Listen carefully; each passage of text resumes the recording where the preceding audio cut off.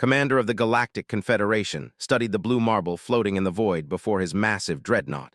Earth, they called it. Such a simple name for what appeared to be such a simple world. The planet's electromagnetic signatures suggested a primitive civilization, barely capable of splitting the atom. Their most advanced vessels couldn't even break free from their gravity well without chemical propulsion, a technology the Confederation had abandoned ago. "Analysis complete, Commander," reported his tactical officer, a H whose compound eyes gleamed with satisfaction. "The inhabitants call themselves humans. Their technological development appears to have stagnated around what they term the nuclear age. Primitive weapons, basic computing systems, and laughably inefficient energy production." His four arms manipulated the holographic display, zooming in on various population centers.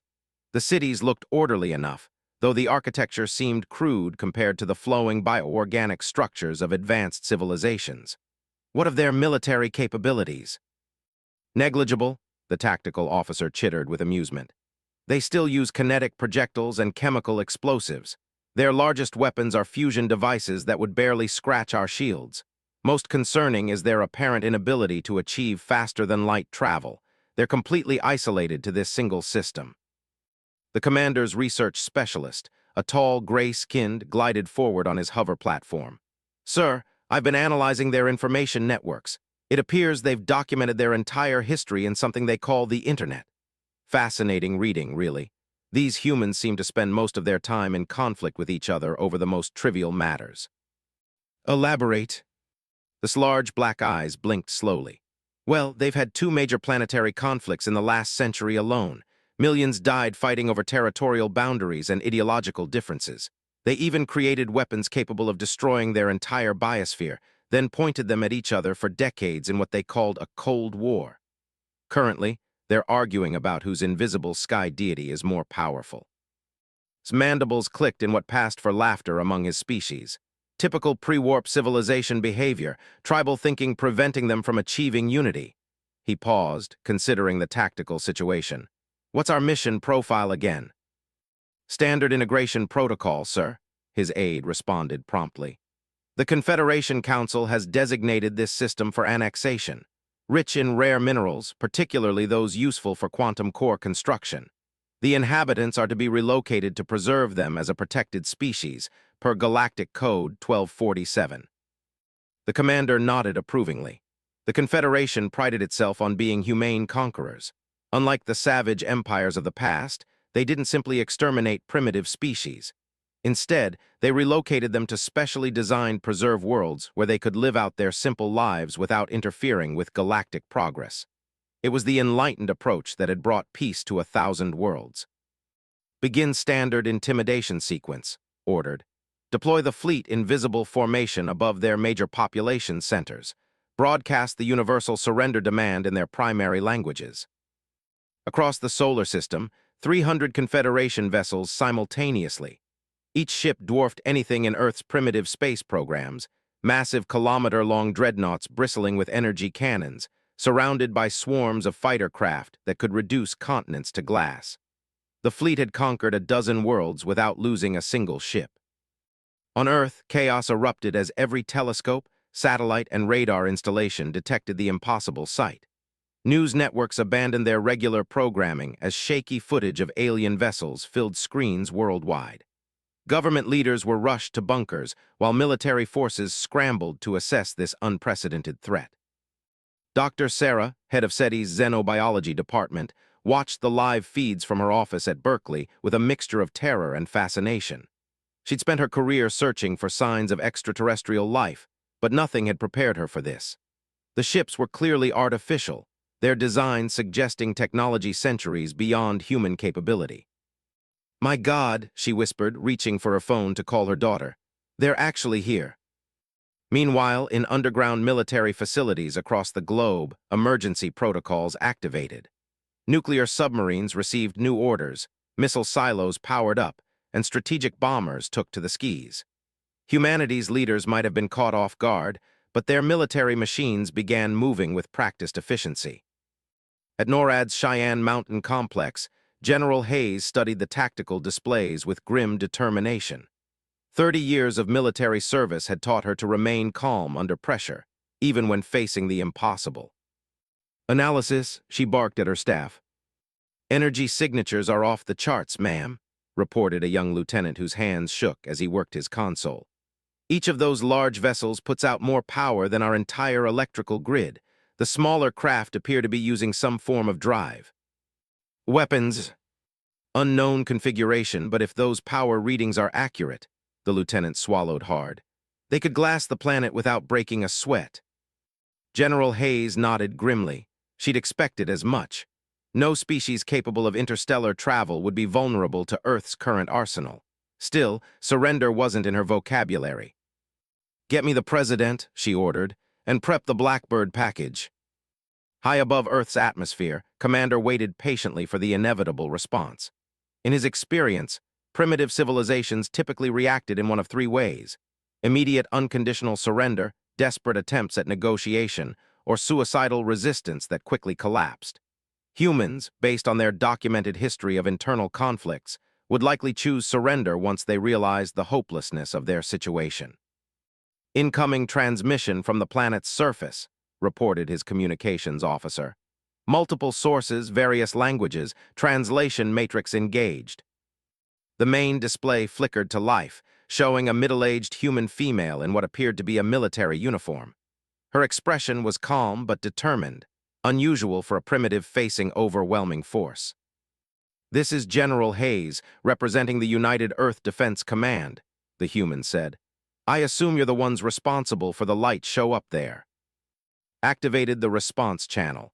"I am Commander of the Galactic Confederation. Your species has been selected for integration into our civilization. Prepare for relocation to a protected, preserved world where your kind will be safe and comfortable." The human's expression didn't change. "That's very generous of you, Commander, but we'll have to decline. Earth is our home, and we're not interested in moving." The bridge fell silent. Tactical staff exchanged confused glances. In 3 centuries of conquest, no primitive species had ever refused relocation. They usually begged for it once they understood the alternative. "Perhaps you don't understand the situation," replied patiently. "Your technology is insufficient to resist our fleet. We offer you survival with dignity. The alternative is unpleasant." General Hayes leaned back in her chair. "Oh, I understand perfectly. You've got bigger ships, better weapons, and you think that makes you unstoppable. But you've made one critical error in your planning." "And what might that be?" "You assumed our history was a record of failure. You saw our wars, our conflicts, our primitive technology, and concluded we were weak." The general's smile was cold. "What you missed is that those wars made us very, very good at fighting." Before could respond, his tactical officer's alarmed chittering filled the bridge. "Commander, energy signatures across the planet. They're activating some kind of weapons grid." On the tactical display, red dots appeared across Earth's continents. Hundreds of them, then thousands. Missile silos opening, submarines surfacing, aircraft launching from hidden bases. But there was something else, energy readings that didn't match their primitive nuclear technology. "What in the void?" began. His research specialist's voice cut through the confusion, tinged with panic. "Sir, I've been reviewing their historical records more carefully. The conflicts we observed, they weren't primitive tribal warfare. They were testing grounds. These humans have been at war continuously for thousands of years, and every conflict taught them new ways to kill." The display updated as Earth's hidden defenses revealed themselves. What the Confederation had dismissed as primitive nuclear weapons were actually fusion devices with yields far beyond anything in their databases.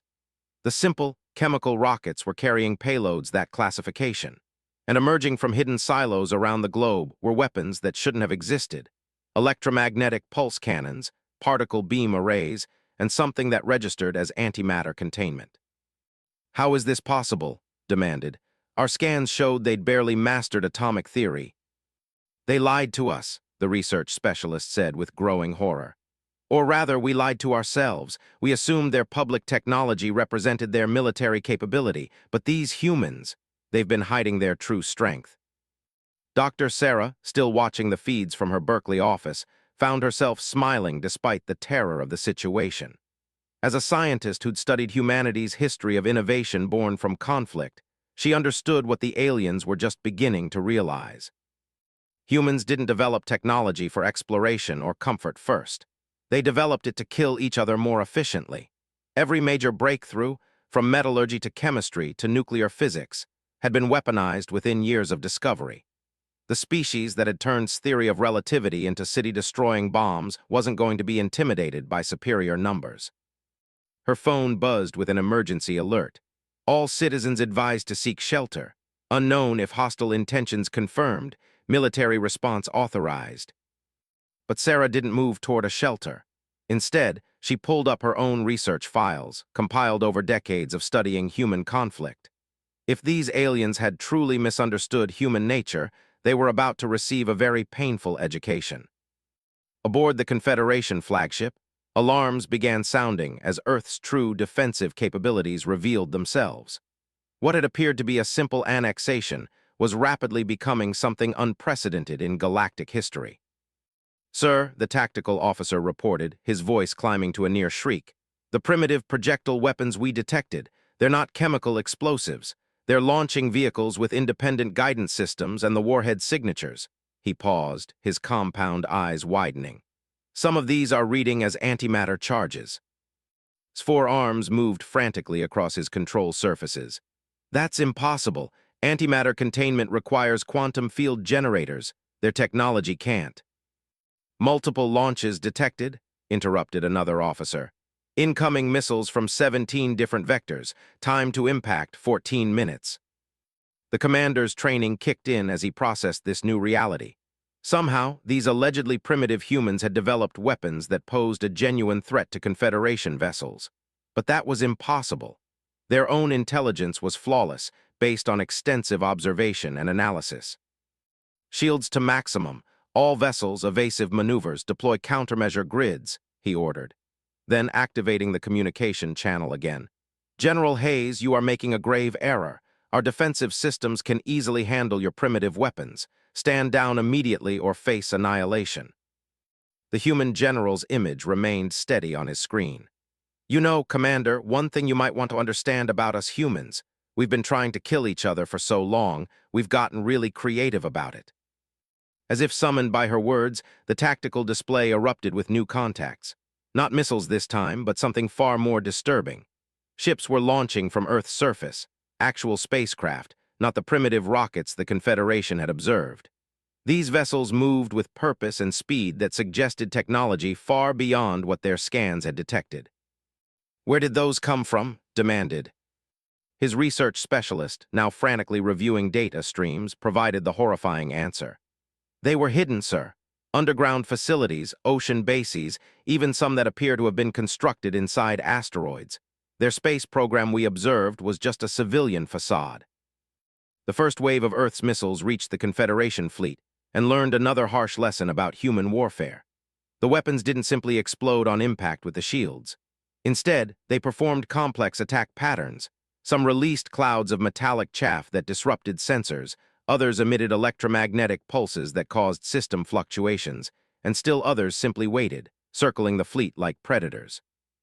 "What are they doing?" he asked his tactical officer. "Unknown, sir. The weapons appear to be conducting some kind of reconnaissance. There, studying our defenses." That was when the real attack began. Doctor, still monitoring the situation from Berkeley, watched as humanity's carefully hidden cards were finally revealed. The antimatter warheads were just the opening move. The real weapons were the ones that had been developed in absolute secrecy, funded by black budgets, and built in facilities that officially didn't exist. Humanity had learned from every conflict in its violent history, and the greatest lesson was this: the enemy's greatest weapon was often their own assumptions. Let them think you're weak, let them think you're primitive, and then show them what evolution in a crucible of constant warfare really produces. The space-based defense platforms that emerged from hidden locations weren't just weapons. They were the culmination of decades of human paranoia and ingenuity.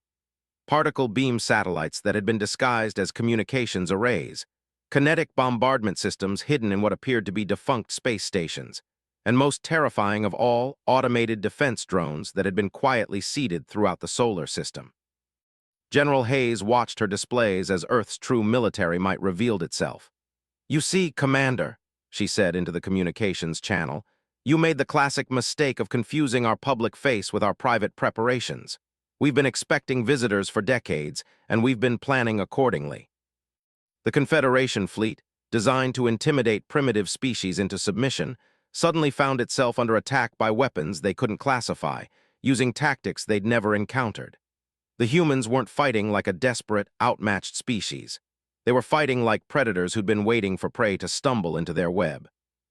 And for the first time in his long military career, Commander began to suspect that his fleet might be the prey.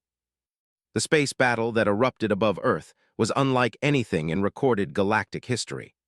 The Confederation's massive dreadnoughts, designed to overwhelm through superior firepower and advanced shielding, found themselves facing an enemy that refused to follow conventional tactical doctrine.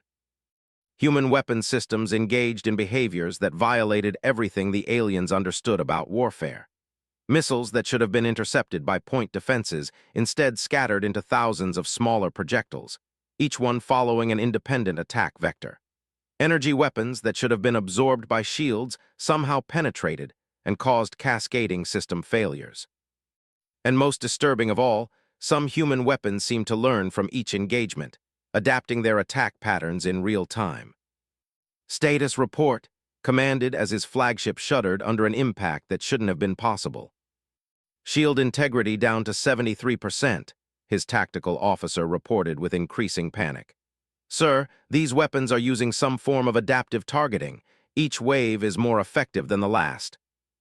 Doctor, now joined by her colleague Dr. James from the Theoretical Physics Department, watched the space battle unfold through a combination of satellite feeds and radio telescope data. Despite the terror of the situation, she felt a fierce pride in her species. "Look at that," whispered, pointing at a tactical display showing human fighters engaging alien interceptors. "They're using swarm tactics. Each pilot is sharing targeting data in real time, creating a collective intelligence that adapts faster than individual alien pilots can react." Nodded grimly. "It's the same principle that drives all human warfare evolution. We learn from every mistake, every casualty, every failure, and we never make the same mistake twice." What the aliens couldn't understand was that human military doctrine had been shaped by fighting other humans, opponents who were equally intelligent, equally creative, and equally desperate. Every weapon system, every tactic, every strategy had been tested against an enemy capable of learning and adapting. The result was a military philosophy based on constant evolution, deception, and the assumption that the enemy was just as clever as you were. Commander was beginning to grasp this reality as his fleet suffered its first casualties in living memory. These humans didn't fight like primitives overwhelmed by superior technology. They fought like they'd been preparing for this exact scenario for generations. "Sir," his communications officer interrupted, "incoming transmission from the planet. Multiple sources this time." The main display split into dozens of smaller screens, each showing a different human leader. Military commanders, government officials, and individuals who appeared to be civilians but spoke with unmistakable authority. They all shared one common expression: cold, determined resolve. "Commander," General Hayes spoke for the group, "I think it's time we had a more honest conversation about your situation." Before could respond, another voice joined the transmission, an elderly man in a rumpled suit who didn't look like military personnel. "Commander, this is Dr. Robert, Director of Strategic Planning. I believe there's been a fundamental misunderstanding about Earth's capabilities." "Impossible," replied, though his confidence was rapidly eroding as more of his vessels reported damage. "Our intelligence is comprehensive. We've monitored your species for decades." Doctor smiled sadly. "Yes, we know. We've been aware of your surveillance for quite some time. In fact, we've been very careful to show you exactly what we wanted you to see." The alien commander's blood ran cold. "What do you mean?" "Every civilization that achieves interstellar travel eventually develops the same technologies for observing primitive worlds," another human voice explained. This one belonged to a woman who introduced herself as Director Lisa Park of something called the Preparedness Initiative. "We identified your monitoring methods 47 years ago and have been providing you with carefully curated information ever since." His research specialist frantically worked his console, rechecking decades of surveillance data. Sir, he said with growing horror, the energy signatures, the technological assessments, the cultural analysis, if they've been deliberately feeding us false information, then everything we thought we knew about them is wrong, the commander finished. Doctor leaned forward on his screen. You see, Commander, you made a critical error in understanding human nature. You assumed that because we fight among ourselves, we're incapable of unity against external threats. But our entire history has been one of setting aside our differences when faced with existential challenges. General Hayes took over the explanation. Every major conflict in human history has taught us valuable lessons about warfare, technology, and most importantly, about the element of surprise. We've spent the last 50 years preparing for exactly this scenario, first contact with a hostile spacefaring civilization. But your technology, protested. Our scans showed primitive nuclear fission, chemical rockets, basic computing systems. Our public technology, corrected Dr. Park. The technology we wanted you to see, our actual capabilities are somewhat more advanced. As if to demonstrate her point, the space around Earth suddenly filled with new contacts. Not ships launching from the planet, but vessels that had been hiding in plain sight, disguised as asteroids, defunct satellites, and space debris. The entire solar system had been turned into a trap, and the Confederation fleet was caught in the center of it. The truth was even more disturbing than could have imagined. Humanity hadn't just hidden their military technology. They developed it specifically to counter the threats posed by advanced spacefaring civilizations. Every weapon, every tactic, every defense system had been designed based on careful analysis of how such civilizations typically operated. Doctors, still monitoring from Berkeley, watched as humanity's greatest secret was finally revealed. The species that had spent perfecting the art of war hadn't become peaceful with the advent of nuclear weapons. Instead, they'd simply hidden their continued development behind a facade of primitive public technology, while their real military research continued in absolute secrecy. The humans had learned the most important lesson of all from their violent history. The best defense wasn't just superior weapons, but the enemy's complete ignorance of your true capabilities. They'd turned their entire planet into an elaborate deception, and now the trap was finally springing closed. As the space battle continued to rage above Earth, Commander was forced to confront a reality that challenged everything the Galactic Confederation believed about primitive civilizations. These humans weren't primitive at all. They were predators who had been pretending to be prey, and now they were showing their teeth. The space battle above Earth had been raging for 6 hours when Commander received the report that changed everything. His most experienced tactical analyst, a four-armed named, approached with data tablets that seemed to weigh heavily in her appendages. Sir, she began, her voice uncharacteristically subdued, I've completed a comprehensive analysis of the human weapon systems we've encountered so far. Barely looked up from his command displays, where red warning lights flashed across a tactical situation that grew worse by the minute. His fleet had lost 12 vessels completely, with another 30 suffering significant damage. The humans, meanwhile, seemed to have an inexhaustible supply of weapons and defenders. Summarize, he ordered curtly. That's just it, sir. I don't think what we've seen so far represents their full capabilities. These appear to be testing weapons. The commander's attention snapped to his analyst. Explain. Activated a holographic display showing the battle progression. Look at the pattern of engagement. The humans aren't trying to destroy us quickly. They're probing our defenses systematically, learning our response patterns, cataloging our weapons and shield frequencies. Every attack wave has been slightly different, testing new variables. The revelation struck like a physical blow. You're saying they're using us as a training exercise.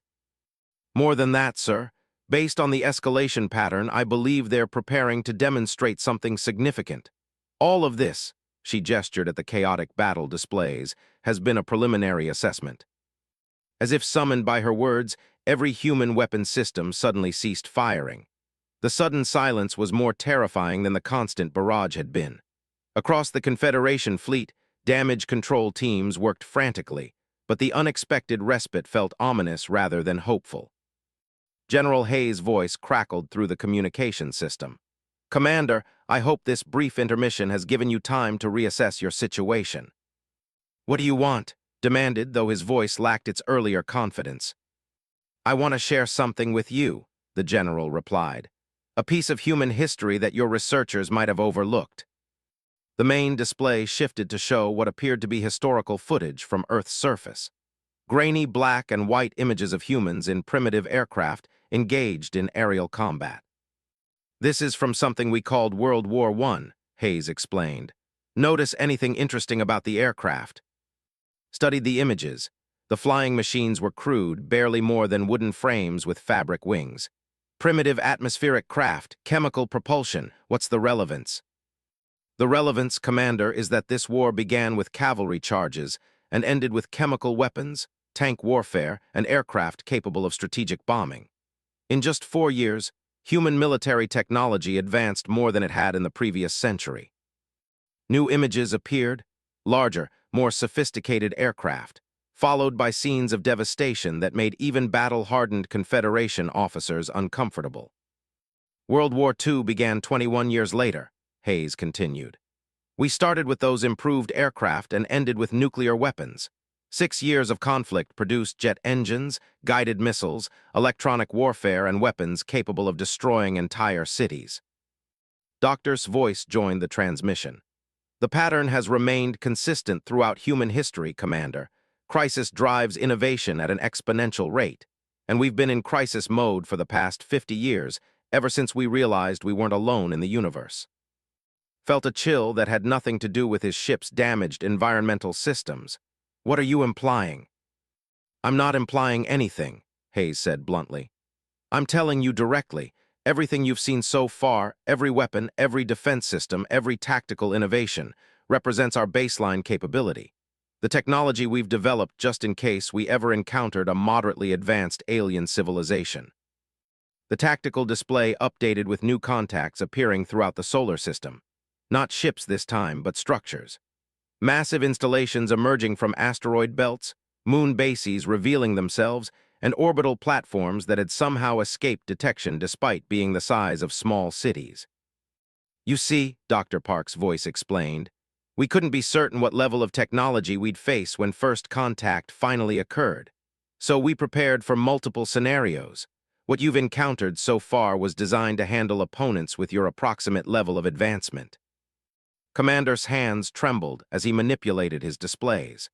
The new installations registering on his sensors weren't just larger than anything they'd detected before. They were outputting energy signatures that dwarfed his entire fleet. Those weapons, he whispered, what are they designed to handle? Civilizations significantly more advanced than yours, Hayes replied matter-of-factly.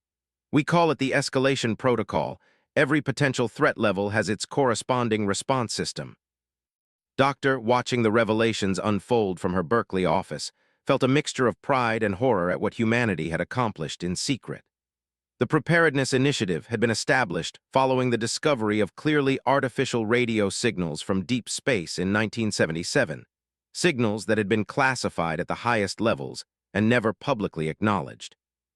For nearly 50 years, an international coalition of scientists, engineers, and military strategists had worked in absolute secrecy to prepare for this moment. They'd studied every science fiction scenario, analyzed every theoretical threat model, and developed contingency plans for everything from peaceful contact to total war with galaxy-spanning empires.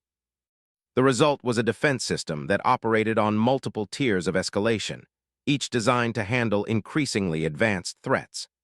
The Confederation fleet had triggered Tier 1, weapons designed for civilizations roughly equivalent to early Star Trek technology levels. Doctor joined her at the observation window as new lights appeared in the sky, the massive orbital platforms beginning to power up their primary systems. My God, he breathed, they're actually activating the Tier 2 systems. Nodded grimly. The aliens pushed too hard. They should have retreated after the first engagement. The Tier 2 weapons represented humanity's answer to truly advanced spacefaring civilizations.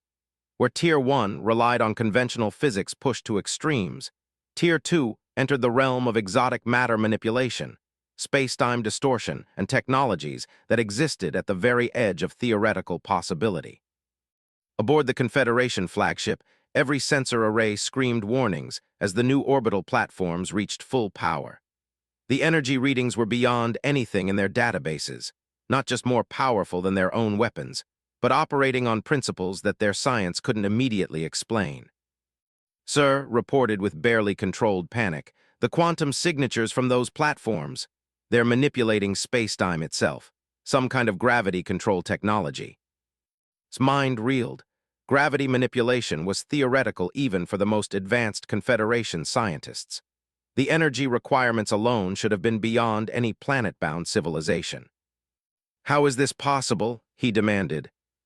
Doctor's image reappeared on the communication channel. "Commander, there's something about human psychology you need to understand. When we're faced with an existential threat, we don't just adapt, we over-adapt. We prepare for the worst-case scenario and then prepare for something worse than that." "The Cold War," added General Hayes, "taught us that the best weapons are the ones you never have to use. Mutually assured destruction only works if your enemy believes you're willing and able to destroy them completely." New images appeared on the display, classified footage from deep underground facilities, space-based construction projects, and research installations that had been hidden from all human oversight except for a select few. Project Damocles, Dr. Park explained, was designed to ensure that any alien civilization attempting to conquer Earth would face a choice: leave us alone or face weapons that would make conquest expensive. The orbital platforms had finished their power-up sequence, and space around Earth began to distort visibly. The Confederation fleet's navigation systems failed as local spacetime became increasingly unstable. "We call them gravitational distortion cannons," Hayes explained conversationally. "They create localized spacetime anomalies that can crush matter at the quantum level. The targeting system can focus them down to the molecular scale or expand them to encompass entire solar systems." Commander stared at his tactical displays in growing horror. The energy signatures from the human weapons were off any scale his instruments could measure. These weren't just advanced weapons. They represented a level of technology that should have taken to develop. "Impossible," he breathed. "No civilization develops this quickly. The technological prerequisites alone should have required centuries of advancement." Doctor smiled sadly on the communication screen. "You're thinking like a civilization that developed peacefully, Commander. You expanded gradually, incorporated new technologies slowly, maintained stability above all else. But humans didn't have that luxury. We evolved in a crucible." Doctor's voice joined the transmission as she patched in from Berkeley.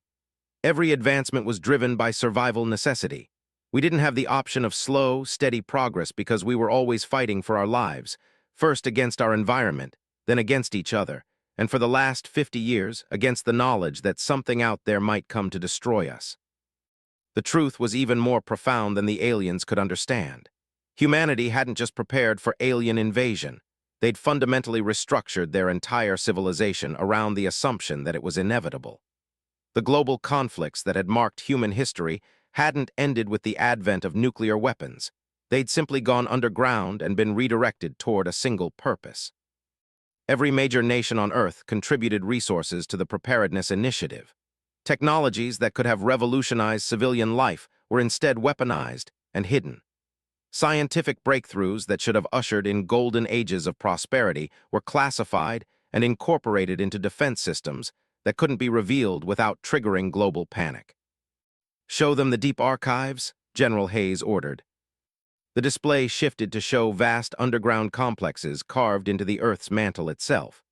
Factories that operated at pressures and temperatures that should have been impossible to sustain. Research facilities where humans in environmental suits worked alongside robotic systems to manipulate matter at the subatomic level. "We turned our entire planet into a weapons laboratory," Dr. Park explained. "Every mountain, every ocean floor, every piece of orbital real estate was evaluated for its defensive potential, and all of it was hidden beneath a facade of normal human civilization." Commander realized with growing dread that his fleet hadn't stumbled upon a primitive civilization with hidden defenses.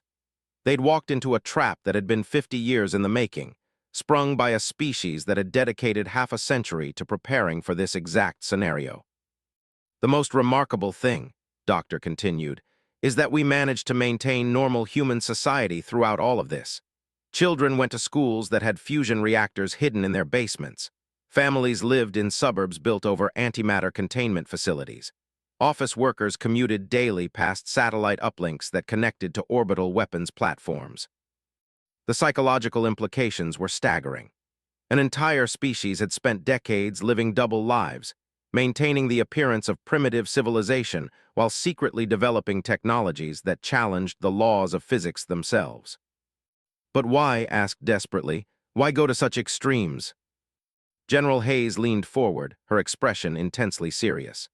Because, Commander, human history taught us that if you want peace, you prepare for war. And if you want to survive first contact with an alien civilization, you prepare for the possibility that they'll be hostile, advanced, and utterly without mercy. Every human child learns about the destruction of indigenous civilizations when technologically advanced cultures made contact with less developed ones, Doctor added. We refuse to be the indigenous civilization in that scenario. The Confederation fleet hung motionless in space, surrounded by weapons that operated on principles their science couldn't comprehend. The humans had revealed layer after layer of deception, each one more sophisticated than the last. But Commander was beginning to suspect that they still hadn't seen everything. "There's more, isn't there?" he asked quietly. The silence that greeted his question was answer enough. Doctor appeared on screen again, but this time his expression was grim. "Commander, what you've seen so far represents our defensive capabilities, systems designed to protect Earth and discourage invasion." "There's another tier," General Hayes added, her voice dropping to a whisper that carried clearly through the communication system. "Systems designed not to defend, but to ensure that any civilization that attacks us regrets it for the remainder of their existence, however brief that might be." "Tier 3, asked, though he dreaded the answer. "Project," Dr. Park confirmed. "Weapons designed to sterilize entire star systems, technology that can track enemy fleets across galactic distances, and contingency plans that ensure human survival even if Earth itself is destroyed." The orbital platforms around Earth began to change configuration, massive structures unfolding like mechanical flowers. But these weren't weapons. They were transmission arrays of incomprehensible complexity. Every human settlement, every research station, every hidden facility in our solar system is connected to a quantum communication network, Hayes explained. If Earth falls, if our species is threatened with extinction, every human installation receives a single order: find them, follow them, and make them extinct in return. Commander stared at the tactical displays as the true scope of human preparation became clear. These weren't just weapons of defense. They were instruments of species-level vengeance, designed to ensure that any civilization that destroyed humanity would eventually face the same fate. "You're talking about genocide?" he whispered. "We're talking about survival," Doctor corrected, "and the promise that aggression against humanity will be met with consequences that transcend individual battles or even individual wars." The Confederation commander realized that his fleet hadn't just encountered a hidden military force.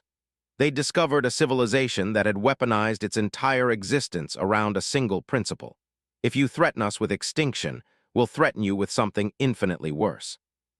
And judging by the energy readings from the Tier 3 systems beginning to activate throughout the solar system, they had both the will and the capability to carry out that threat. The quantum communication arrays surrounding Earth pulsed with energy as they established connections across impossible distances.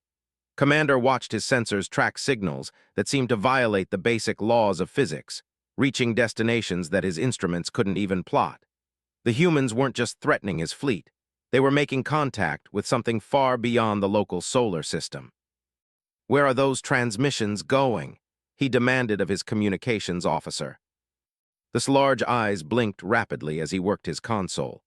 "Unknown, sir. The signals are using some form of quantum entanglement communication. They're reaching destinations outside our sensor range, possibly outside this galaxy entirely." Doctor's voice crackled through the communication system, now carrying a weight that hadn't been there before. "Commander, there's one final piece of human history you need to understand. We're not the first intelligent species to evolve on Earth." The statement hit the alien bridge crew like a physical blow. His forearms moved frantically across his controls, calling up every piece of data his fleet had collected about Earth's evolutionary history. That's impossible, he protested. Our biological surveys show clear evolutionary progression from simple organisms to your current form. There are no gaps that would indicate a previous sapient species. General Hayes appeared on screen, her expression grim. There are no gaps because the previous species didn't evolve on Earth. They came from somewhere else, just like you did. The implications crashed over like a tidal wave. You're saying Earth was previously contacted by an alien civilization. Contacted, conquered, and colonized, Dr. Park confirmed.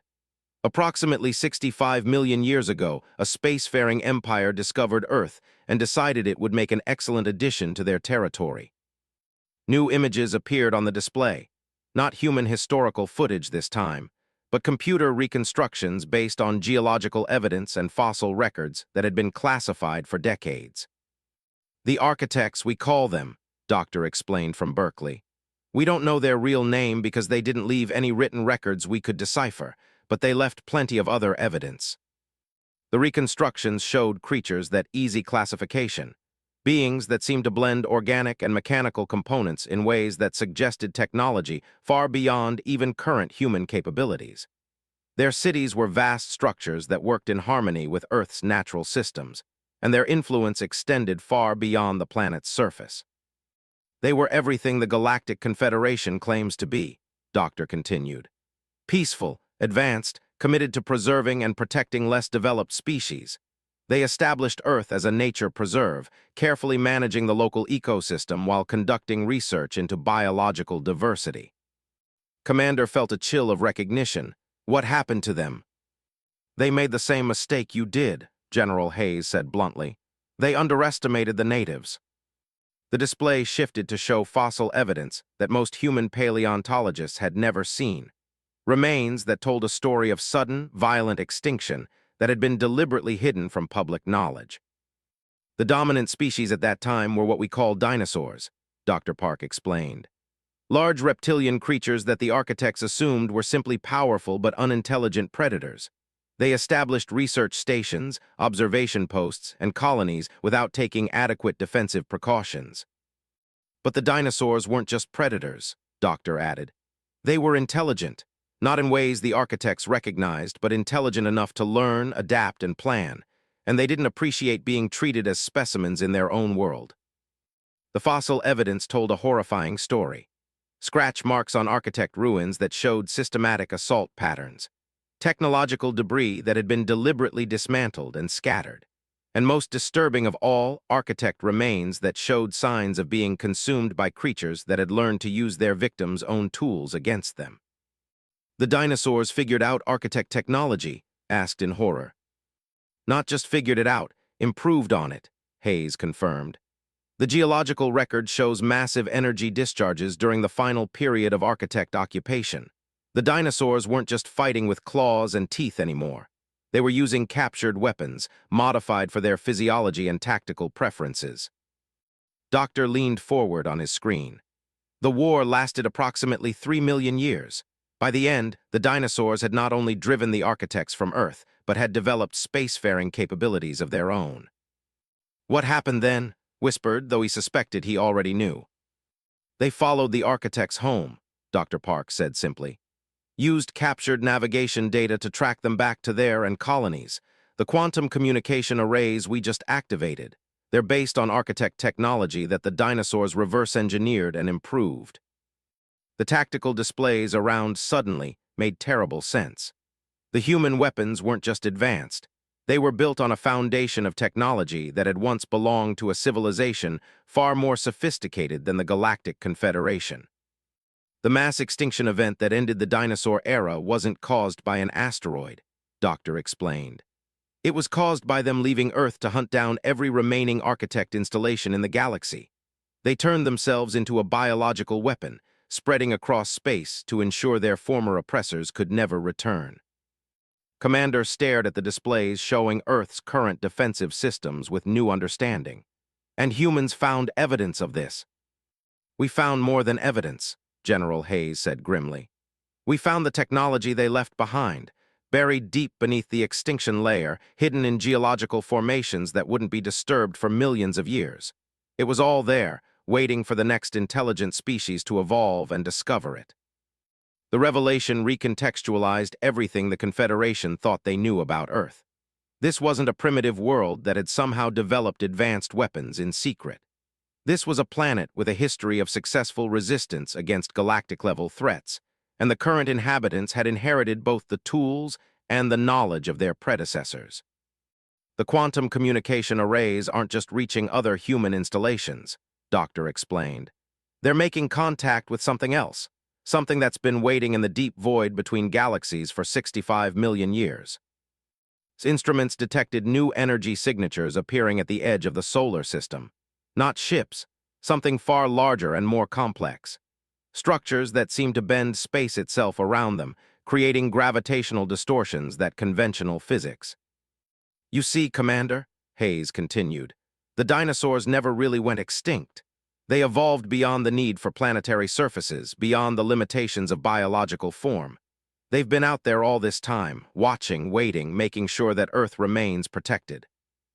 The approaching entities registered on Confederation sensors as massive biomechanical constructs that seem to exist partially outside normal space-time. Their energy signatures were older than most civilizations, carrying the weight of geological ages and technological development that spanned millions of years. They're the reason Earth was never contacted before now, Dr. Park explained. The reason the galaxy has remained remarkably peaceful for the past several million years. Any civilization that becomes too aggressive, too expansionist, too willing to conquer and subjugate other species, well, they receive a visit from the successors. Commander realized that his fleet wasn't just facing advanced human defenses. They'd triggered a response from something that had been perfecting the art of interstellar warfare since before his species had even evolved intelligence. "This is what you wanted to show me," he said quietly. "Not just that humans are more advanced than we thought, but that Earth is protected by something infinitely more dangerous than we could imagine." "We wanted to show you the choice," Doctor corrected from her Berkeley office. "The same choice that every spacefaring civilization eventually faces when they encounter Earth." The successor entities had reached the outer planets now, their presence causing observable distortions in local spacetime. Instruments couldn't even properly catalog what he was seeing, structures that seemed to exist in multiple dimensions simultaneously, powered by technologies that harvested energy from the quantum vacuum itself. "Choice?" he asked. General Hayes nodded gravely. "You can leave Earth alone and return to your own territory. The Confederation can continue its expansion, its peaceful annexations, its careful management of primitive species. But you'll do it knowing that Earth exists, that we're watching, and that we've inherited the responsibility our predecessors accepted." Or, prompted though he dreaded the answer, "Or you can continue your current course of action," Doctor said softly. "You can attempt to complete your annexation of Earth, and you can discover firsthand what happened to every other aggressive civilization that made that choice over the past 65 million years." The successor entities had formed a perimeter around the solar system, their biomechanical forms shifting and changing in ways that hurt to observe directly. They weren't just weapons. They were ecosystem engineers, capable of restructuring matter and energy on planetary scales. The Galactic Confederation isn't the first empire to achieve interstellar travel, Dr. Park explained. It's not even the first to believe in peaceful expansion and careful management of primitive species. There have been dozens of others over the... Would you like to know what happened to them? His hands trembled as he operated his controls. The energy readings from the successor entities were beyond anything his instruments could measure, operating on principles that his science couldn't even begin to understand. "They're gone," he whispered.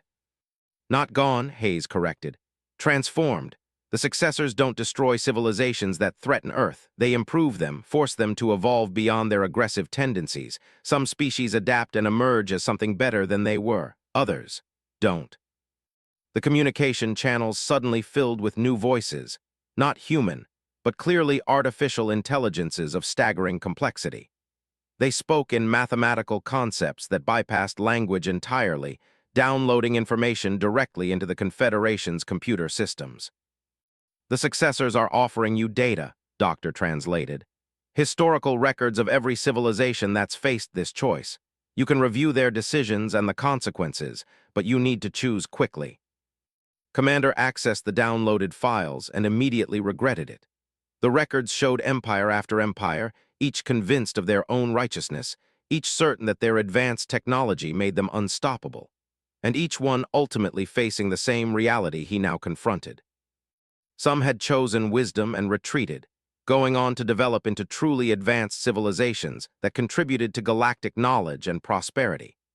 Others had chosen aggression and been systematically dismantled by entities that viewed interstellar warfare as a form of evolutionary pressure. Why, he asked desperately, why go to such extremes to protect one primitive world? Doctor's expression was infinitely sad. Because, Commander, Earth isn't just another world. It's a testing ground, a place where intelligence evolves under pressure, where species either learn to transcend their aggressive impulses or destroy themselves trying. Every species that develops space flight eventually becomes a threat to others, General Hayes added. But every species that learns to coexist with Earth, to recognize its sovereignty without trying to conquer or manage it, proves they've evolved beyond that threat. The terrible logic became clear. Earth wasn't just defended by advanced weapons or ancient guardians. It was protected by a system that had been designed to identify which civilizations were mature enough to be trusted with galactic-level power. The Confederation can continue to exist, Dr. Park offered. You can expand, explore, even peacefully integrate willing species into your civilization. But you'll do it as equals in a galaxy where aggression has consequences, where primitive doesn't mean defenseless, and where some things are too important to be conquered. Commander looked around his bridge at crew members who were staring at tactical displays they couldn't comprehend, facing a choice that would determine the future of their entire civilization. The Confederation fleet was powerful enough to conquer most worlds, advanced enough to consider itself the pinnacle of galactic achievement. But they weren't advanced enough to survive what Earth would unleash if they made the wrong choice. And if we choose to leave, he asked. Then you go home wiser than you came, Doctor said gently. You tell your leaders what you've learned. You help your civilization understand that there are forces in the galaxy far older and more powerful than anything they've encountered. And maybe, someday, the Confederation will be ready for true first contact. True first contact? General Hayes smiled for the first time during the entire encounter. Commander, everything you've seen today represents our defensive capabilities. Our weapons, our guardians, our tests for aggressive civilizations. But we have other technologies, other purposes. When a species proves they can be trusted, when they show they've evolved beyond the need to conquer and control, we share very different things with them. Knowledge, Doctor added. Art, science, philosophy. The accumulated wisdom of a planet that spent millions of years learning how to survive in a dangerous galaxy. And friendship, Dr. Park concluded. The kind of alliance that builds civilizations instead of destroying them. The successor entities began to withdraw to the edge of the system, their presence remaining as a gentle reminder rather than an active threat. The human weapons systems powered down to standby status. The quantum communication arrays fell silent. Earth hung in space before them, blue and peaceful and utterly deceptive in its apparent vulnerability. Commander had a choice to make, and he knew that the future of the Galactic Confederation, perhaps the future of his entire species, depended on choosing wisely. He thought of the historical records the successors had shared, the countless civilizations that had faced this same moment. Some had chosen expansion and conquest, and had been systematically dismantled by forces beyond their comprehension. Others had chosen wisdom and restraint, and had gone on to achievements that spanned galaxies. The choice wasn't really about Earth. It was about what kind of civilization the Confederation wanted to become. Signal the fleet, he ordered quietly. All vessels prepare for departure, set course for home. His tactical officer's mandibles clicked in confusion.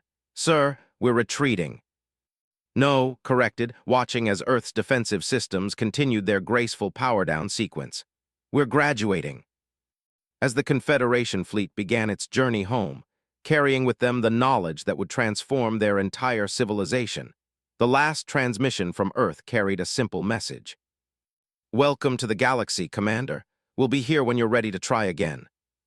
And in the deep void between stars, ancient guardians settled back into their patient watch, waiting for the next test, the next choice, the next species to discover that evolution never really ends. It just finds new challenges to overcome.